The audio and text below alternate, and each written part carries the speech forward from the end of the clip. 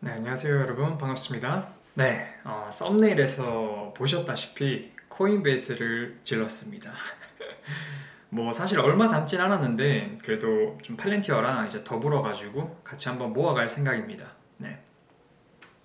일단 뭐 제가 가지고 있는 종목이 몇 개 안 된다라는 거는 아마 로켓맨 채널을 꾸준히 구독해 오신 분들은 아마 다 아실 거라고 생각을 해요. 다 아실 거라고 생각을 하고, 그래도 뭐 저는 나름대로, 제 나름대로 이제 신중하게 투자할 기업을 좀 고르려고 노력을 많이 하고 있거든요. 그래서 한번 투자를 하면 최대한 오래 가져가고 싶은 마음이 좀 크기 때문에 좀 더욱 신중하게 찾아보는 것 같아요. 찾아보는 것 같은데, 뭐 사실 워치리스트에 들어가 있는 기업들은 뭐 굉장히 많죠. 아마 여러분들도 비슷할 거라고 생각을 하지만, 이제 그 중에서도 이제 좀 진짜 투자를 해야겠다라고 마음을 먹고 투자를 시작하는 회사는 사실 몇 개 없잖아요. 몇 개 없고 고민이랑 이제 공부를 거쳐가지고 이번에 이제 코인베이스에 투자를 하기로 마음을 먹었습니다. 네. 일단 뭐 예전 영상에서도 제가 코인베이스에 관심이 있다고 몇 번 이야기한 적이 있어요. 그죠? 특히 이제 코인베이스가 상장하기 바로 전날 가격이 괜찮으면 살지 고민 중이다라고 할 만큼 제가 관심이 있었어요, 코인베이스에. 근데 이제 코인베이스가 상장을 하고 가격이 이제 완전 날라갔죠. 날라갔었고 막 400불이 넘어가고 시총이 막 100 빌리언 달러, 100조가 넘어가고 막 그랬으니까요. 그죠? 그래서 그냥 뭐 사실 군침만 삼키고 구경만 했었습니다. 구경만 했었고 이제 지금 현재 이제 코인베이스 주가는 오늘 기준으로 이제 주가가 230불로 내려왔죠. 많이 내려왔어요. 많이 내려왔고 사실 이게 골드만삭스랑 나스닥에서 정한 레퍼런스 상장가가 예전에 이제 250불이었고 이제 실제 시장에서 거래가 되기 시작했을 때는 300불이 훌쩍 넘은 가격에서 거래가 됐었죠. 그래서 지금 현재 대충 따져보면은 고점 대비해서는 거의 40% 이상 가격이 내려왔고 상장가로 계산을 해도 거의 한 30%가량 가격이 빠져 있는 상태입니다.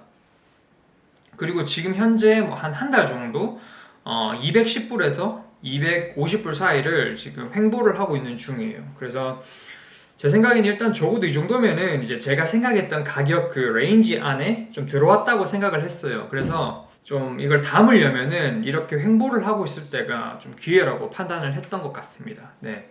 그리고 지금 현재 코인베이스의 마켓 그 시총은 오늘 2021년 6월 18일 기준으로 이제 48빌리언 정도 나오는 것 같아요. 네, 그래서 제가 이거 펠렌티어에 관한 그 첫 영상을 찍었을 때도 좀 같은 이야기를 했었던 것 같은데 기왕이면 이제 투자한 기업이 10x, 10배거가 될 수 있을까를 고민을 한다고 이야기를 드렸었는데 뭐 개인적으로는 이제 10년 뒤에는 이제 코인베이스의 마켓 그 시총이 한 500빌리언 정도 그 정도의 규모 있는 좀 회사가 될 수도 있지 않을까라는 그런 생각이 좀 들었습니다. 그리고 일단 개인적으로 그 10x가 될 수 있을 만한 어떤 포텐셜을 가지고 있는 회사를 좀 찾는 그런 기준이 제 나름대로 있는데 그거를 조금 토대로 제가 왜 코인베이스에 투자를 하려고 마음을 먹었는지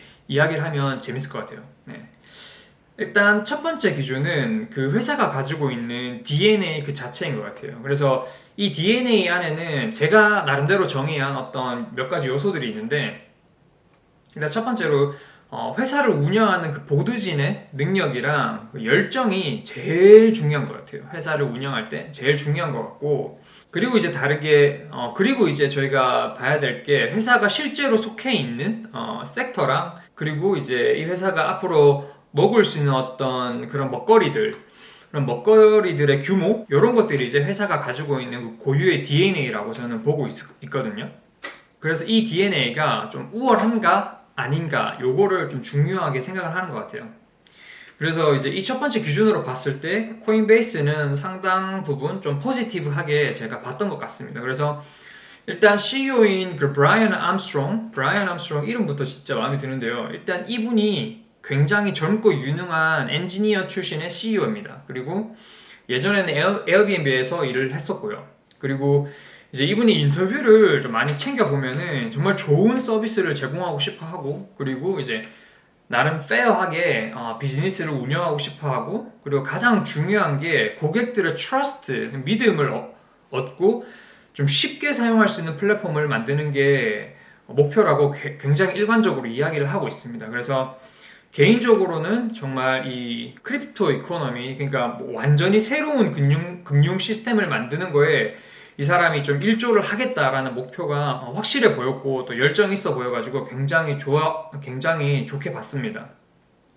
그리고 이제 코인베이스가 속해 있는 섹터 역시 핀테크라는 굉장히 핫한 섹터에 속해 있죠. 그래서 앞으로 좀 여러 섹터에서 혁신적인 일들이 많이 일어날 거라고 생각을 하는데, 그 중에 당연히 핀테크도 굉장히 유망한 섹터라고 생각을 하거든요. 그래서 코인베이스가 여기에 들어가 있는 것도 굉장히 좋다고 생각을 했고, 거기다가 이제 미래엔 꼭 다가온다고 생각하는 블록체인이랑 그리고 크립토커런시 시장에서 코인베이스 같은 경우는 거래소로 대장급으로 이제 자리를 잡은 회사라는 점이 저는 개인적으로 굉장히 매력적이라고 생각을 했습니다. 네, 그리고 이제 코인베이스의 그 S1 자료랑 최신 어닝스 자료를 보시면은 지금 얼마나 크립토 이 시장이 빠르게 성장하고 있는지 좀 알 수 있는데요. 그래서 일단 여기 그래프를 보시면은 S&P 500 그 기업들의 평균 총 마켓 밸류랑 이제 크립토 시장의 마켓 밸류가 2020년을 기점으로 이제 거의 좀 비슷해지기 시작을 합니다. 그죠? 그래서 이게 사실 S&P 500가 거의 뭐 세계의 경제를 움직이는 500개의 기업이라고 볼 수 있잖아요. 그래서 이런 엄청난 시장과 이제 크립토 시장의 규모가 굉장히 비슷해진다라는 거는 절대 이 크립토 시장의 그 흐름을 무시할 수 있는 단계는 이미 지났다고 봐요. 그리고 이런 혁신적인 금융, 경제 창조에 있어서 이제 직간접적으로 크게 영향을 미치고 있는 기업이 코인베이스라고 좀 생각이 됩니다. 그래서 쉽게 이야기하면 앞으로도 먹거리가 굉장히 많아 보인다고 저는 해석할 수 있을 것 같아요. 개인적으로는 이런 크립토 시장이 앞으로도 이렇게 가파른 성장을 보인다면은 코인베이스 역시 앞으로 성장할 수 있는 업사이드 공간이 굉장히 많다고 보여집니다. 그리고 이제 두 번째 기준은 이게 어떤 팬덤이나 어떤 문화가 자리 잡을 수 있을까? 라는 질문이에요. 그래서 뭐 예를 들어서 테슬라나 애플 그리고 펠렌티어도 어느 정도 비슷한 어떤 팬덤 심리를 자극하는 뭔가가 있다고 생각을 해요, 저는. 그래서 예를 들어 회사가 내세우는 비전이라든지 아니면은 뭐 디자인적인 부분 뭐 이런 것들을 통해 가지고 이제 투자자들을 끌어들이는 것과 동시에 이제 팬으로도 만들 수 있는 어떤 그런 기업들을 찾고 싶어 하는데, 코인베이스는 뭐 사실 앞에서 언급한 뭐 테슬라나 애플, 펠렌티어만큼 그런 팬덤을 만들 수 있을지는 모르겠지만, 그래도 블록체인이랑 크립토라는 새롭고 혁신적인 시스템을 좀 열렬히 응원하는 투자자들, 뭐 혹은 팬들, 이제 이런 사람들이 이제 자연스럽게 유입이 될 수 있다라고도 저는 생각이 들거든요. 그래서 이런 팬심 아니면은 이런 혁신적인 시스템을 응원하는 사람들이랑 같이 공생을 할 수 있는 기업이라고 생각을 했기 때문에 이 두 번째 기준도 어느 정도 이제 코인베이스가 부합을 하지 않을까라는 생각을 또 했습니다. 네. 그리고 이제 마지막은 역시 제품의 경쟁력이겠죠. 경쟁력인데, 암호화폐 거래소는 솔직히 코인베이스 말고도 꽤 많잖아요. 꽤 많고 뭐 바이낸스도 있고 뭐 크립토닷컴부터 해가지고 굉장히 많은데, 제가 암호화폐에는 뭐 투자를 크게 하고 있지는 않지만 그래도 앱들을 깔아보고 계정도 만들어보고 이리저리 뭐 제품들을 만져보긴 했었는데 뭐 그리고 바이낸스 같은 경우는 실제로 얘네들을 통해 가지고 비트코인도 사보고 좀 그랬습니다. 근데 확실히 UI랑 UX 부분에서 그 코인베이스가 훨씬 안정감이 있고 쉽고 뭔가 다른 플랫폼에서는 느낄 수 없는 좀 뭔가 깔끔하고 트렌디한 그런 감성이 좀 있다고 판단이 들었어요. 근데 사실 이제 이런 디테일한 부분들이 특히 B2C 형식의 기업들 사이에서는 제가 보기엔 이런 작은 디테일들이 디자인적인 작은 디테일들이 엄청난 차이를 만들어낸다고 생각을 하거든요. 그리고 제가 보기엔 실제로도 이런 차이 덕분에 코인베이스가 현재 세상에서 가장 큰 암호화폐 거래소가 될 수 있었다고 개인적으로 생각하고 있습니다. 네. 그래서 한 요 정도로 좀 긍정적인 부분을 좀 바라볼 수 있을 것 같고, 하지만 또 동시에 또 굉장히 리스크가 될 만한 사항들도 굉장히 많이 있죠. S1 파일링에서 보면은 이제 코인베이스가 27가지의 리스크 요소들을 본인들이 직접 적어 놨는데, 제가 그걸 하나하나 다 다루기는 힘들 것 같고, 이제 여러분들이 만약에 코인베이스에 관심이 있으시면은 꼭 체크해 보시길 바래요. 이 리스크 팩터들을 점검해 보는 게 아주 중요하거든요, 사실. 그래서 꼭 한번 챙겨 보시길 바라고요. 제가 생각하기에 요건 좀 중요해 보인다 라고 생각을 했던 리스크들을 한번 이야기를 해볼게요. 일단 첫 번째로 당연히 여러분들도 짐작을 하셨겠지만 이제 미래에 앞으로 만들어질 그 암호화폐에 대한 어떤 새로운 레귤레이션에 대한 불확실성 요게 가장 큰 리스크로 작용을 하지 않을까라는 생각을 했고요. 요게 뭐 미국 안에서든 아니면 인터내셔널이든 어느 곳이든 이제 점점 더 암호화폐에 대한 레귤레이션이 생기기 시작하고 많은 수정이랑 그리고 시간을 통해서 점점 이렇게 차츰 다듬어질 텐데, 아마 요 과정에서 이제 비트코인의 주가는 엄청 변동성이 굉장히 심할 수도 있겠죠.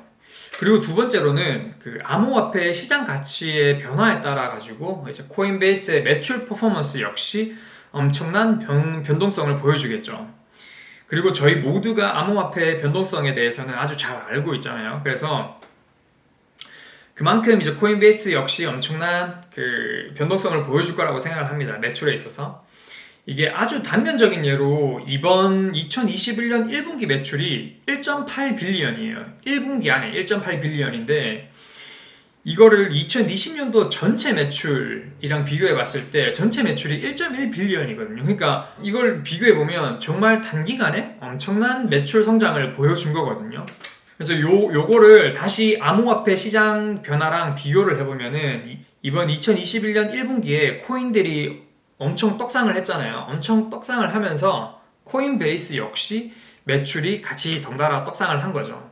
그렇기 때문에 요번 1분기에 매출이 1.8빌리언이라는 엄청난 점프를 보여준 건데, 사실 이거를 반대로 생각해보면 충분히 반대의 경우도 일어날 수 있다고 생각을 해요. 그래서 코인들이 나락으로 가면은 코인베이스의 매출 역시 나락으로 갈 수 있겠죠. 그래서 요게 굉장히 조금 위험한 리스크 팩터라고 보여지는데, 그래도 그나마 다행이라고 생각하는 거는 그 예전에 암호화폐 시장의 그 전반적인 센티멘트나 주도주가 많이 바뀌었다라는 게 코인 시장의 변동성을 지금 좀 줄여줄 수 있는 어떤 요소로 작용하지 않을까라는 생각을 좀 했습니다. 이게 어떤 뜻이냐면은 여기 이제 코인베이스에서 제공한 그래프를 보시면은 예전에 코인베이스로 이제 주로 거래를 하던 고객들이 이제 리테일 일반 투자자들이었는데, 이제 2021년으로 갈수록 기관들의 거래량이 엄청나게 증가하는 것을 확인할 수 있어요. 여기 더 진하게 나온 파란색이 기관들이거든요.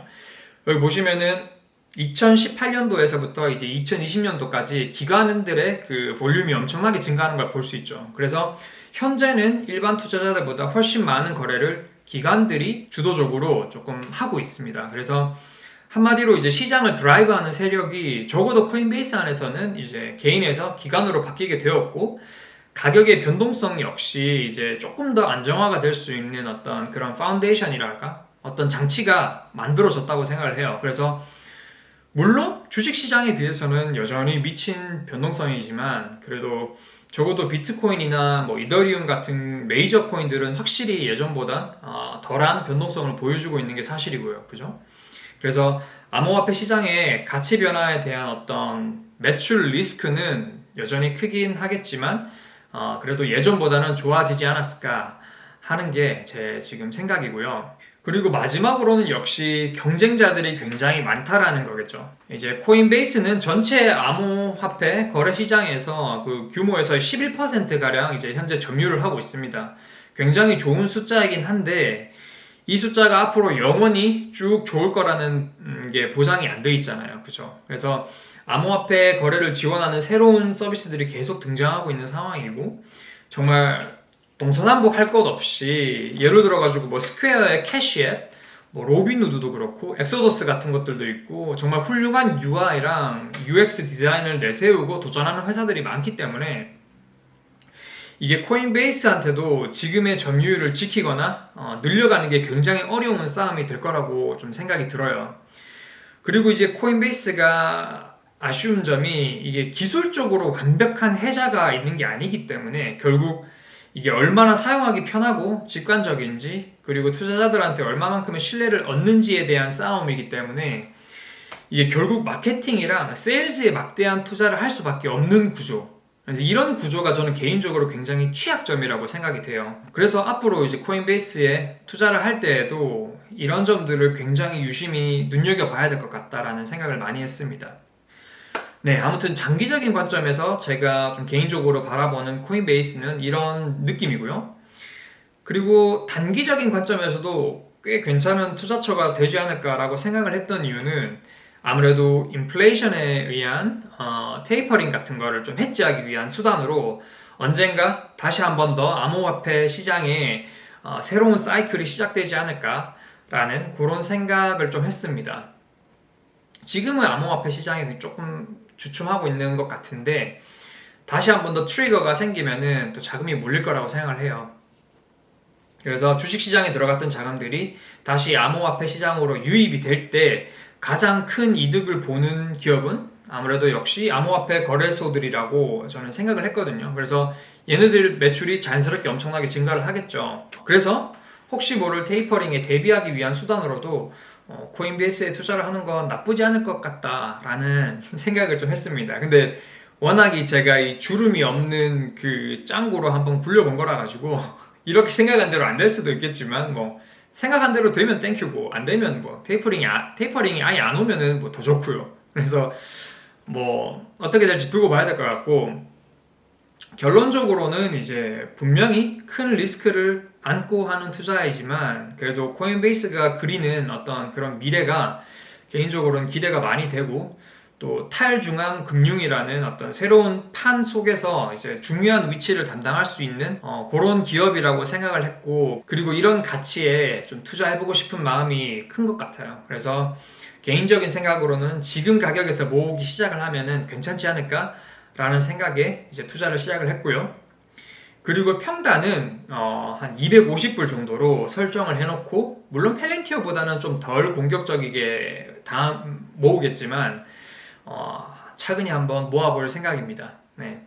아무튼 여러분들은 또 어떻게 코인베이스에 대해서 좀 생각을 하고 계시는지 궁금하고요. 오늘은 제가 왜 코인베이스에 투자를 시작했는지에 대해서 한번 주저리 떠들어 봤습니다. 아무튼 오늘도 아주 지극히 개인적인 먼지 같은 이런 이야기를 들어주셔가지고 너무 감사드리고, 다음에 또 다른 영상으로 찾아뵙겠습니다. 그럼 들어가세요.